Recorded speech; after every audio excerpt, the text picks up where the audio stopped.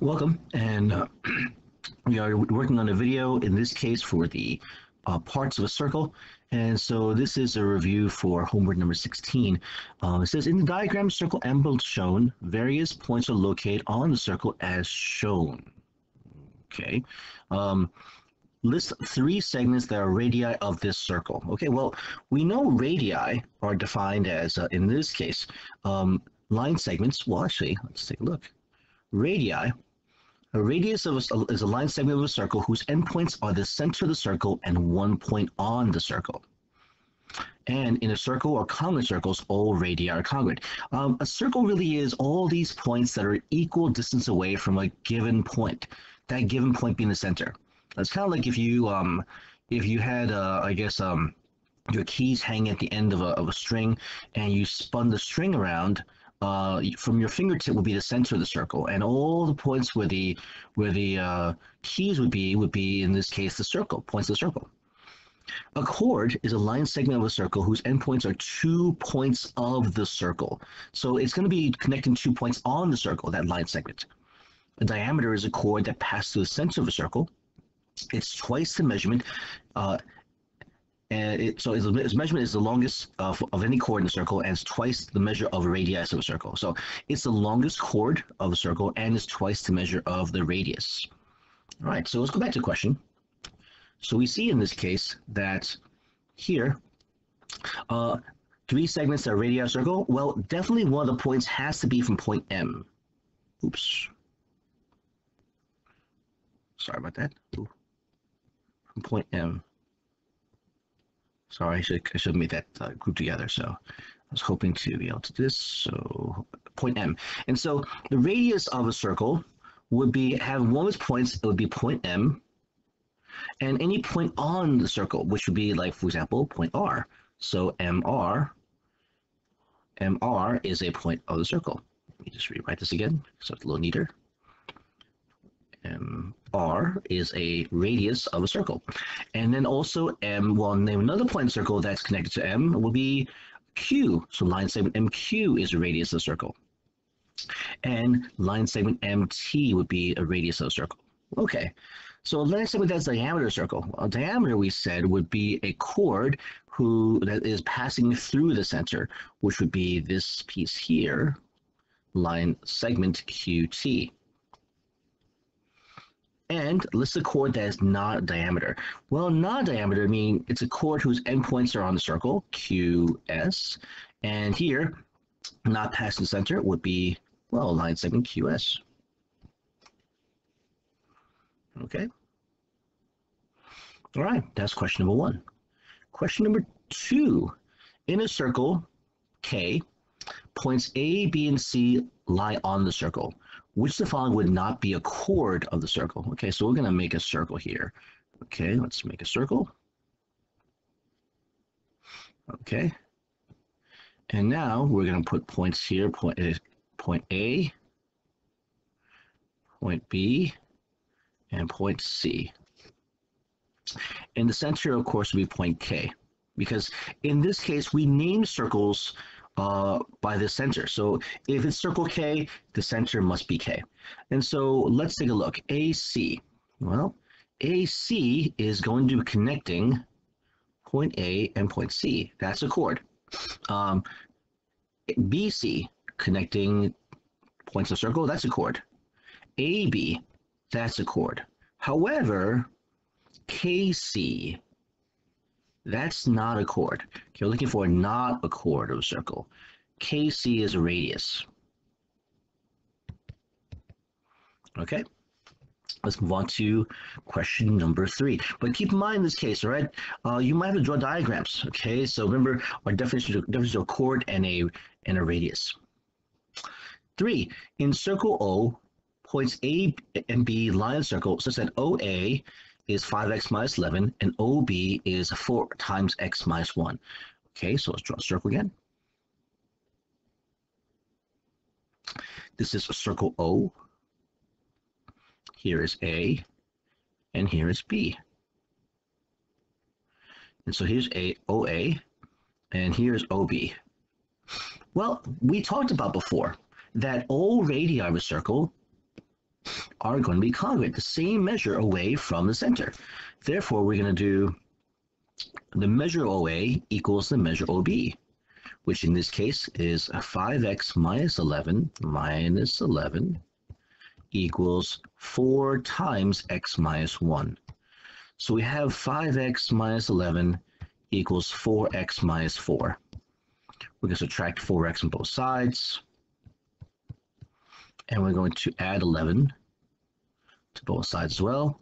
Because what we do to one side, we must do to the other. We're going to end up with 1x on the left side, and we're going to have negative 4 plus 11 will be equal to 7. Now, that's not the answer, because the question always go back, what is the question asking for?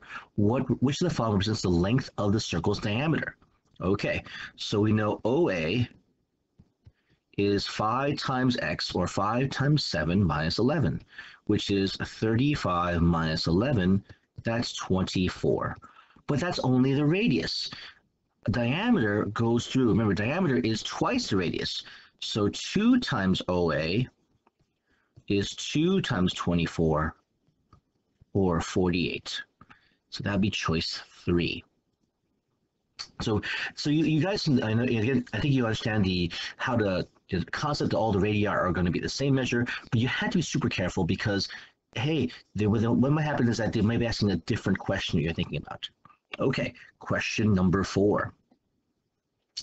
In circle L, points E and F lie in the circle such that E, F, and L are not collinear. If LE, LF, and EF are drawn, then which of the following must be true? All right, let's draw a triangle, draw a circle.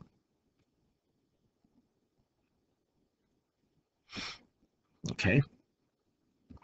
Our center is going to be point L, again, because they tell us that is going to be circle L. So here is E, and they say that the 3 points are not in a line, not collinear, meaning not on the same line. We will connect EL, FL, LF, and EF. Wait. LE and LF are radii. Okay, by the way, radii is plural for radius. And we said before that all radii of a circle are congruent. Therefore, LE must be congruent to LF. We don't know that EF is congruent to any of those sides. So therefore, if 2 sides are congruent, this must be an isosceles triangle. Okay? All right, again, super helpful to draw diagrams. Question number 5. All right, so we're given a diagram, given circle A shown, answer the following questions. List a minor arc that have points L and M as their endpoints. Okay, so minor arc and major arc. Well, an arc of a circle is a part of a circle whose endpoints are 2 points on the circle. The units used to measure an arc are degrees. For now, there are 360 degrees in a whole circle. That's why when people say you spin around, you do a 360, full turn. A semicircle is an arc that is exactly 1/2 of the circle, and that's going to measure, well, half of 360 is 180 degrees. A minor arc is an arc that is less than 1/2 of the circle. A major arc is an arc that is greater than 1/2 of the circle, but less than the whole circle. We will usually use 3 points on the circle to name them. So going back to our question, remember, a minor arc is going to be less than half a circle, a semicircle is equals half of a circle, and a major arc will be more than half a circle but less than the full circle. All right, so here for L and M, the minor arc. So here's L and M. We trace this here to these points. Okay, that's minor arc LM. Okay. And so when we talk about this, we use an arc, we symbol it with a little arc or rainbow over it though. Our major arc for L and M will be this greater piece here. And you'll see in this case, it's going to be going on the other way around. This arc here is going to be greater than 180 degrees, but less than 360. So again, because we want to differentiate between the two arcs, we're going to use three letters. Major arc L, N, M. Okay, and notice that the major arc and the minor arc with both the same two endpoints will be making up adding to the full circle. Okay, so let's clear this for question part B. So part B is going to ask us for the minor arc and the major arc with the endpoints of L and N. So we use L and the minor arc will be this here, and that will be minor arc LN. No, it's less than 180 degrees. Okay. And the major arc for endpoints L and N will start from L and go all the way around, including M. So that will be major arc L, M, N. Okay. All right.